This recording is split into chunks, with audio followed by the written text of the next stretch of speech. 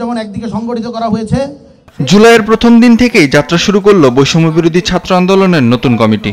কেন্দ্রীয় শহীদ মিনারে খসড়া ইস্তেহার ও ভবিষ্যৎ কর্মপদ্ধতি ঘোষণা করে নবনির্বাচিত কমিটির নেতারা তারা বলেন, জুলাই আন্দোলন কোনো একক দলের মাধ্যমে হয়নি। জুলাইকে বিভিন্নভাবে বানচালের চেষ্টা করা হচ্ছে।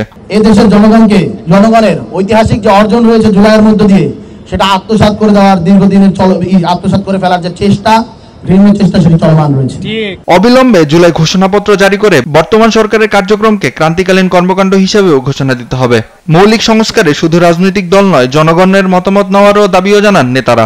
এক দফার ঘোষণায় এই শহীদ মিনার থেকে গিয়েছে এবং শহীদ এবং আহতদের রক্তের বিনিময়ে যে নতুন গভর্নমেন্ট রচিত হয়েছে, যারা তখন মাজলুম ছিল তারা এখন যেহেতু হলো গিয়ে ক্ষমতার দোরগোড়ায় চলে এসেছে, তাদেরকে বলবো শহীদের রক্তের সাথে এই অমর্যাদাটা আপনারা করবেন না।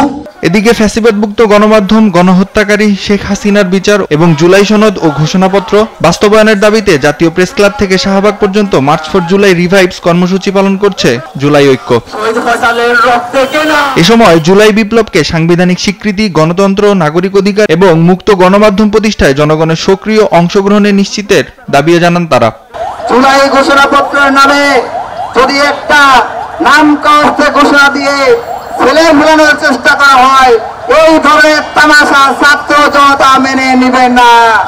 পদযাত্রা শেষে 1 জুলাই থেকে 36 জুলাই পর্যন্ত ধারাবাহিক কর্মসূচি ঘোষণা করে সংগঠনটি। এখন তার দায়িত্বশীল জায়গায় থেকে নাইম আফসান, দেশ টিভি, ঢাকা। লাল ফটো শেয়ার করছে, অর্থাৎ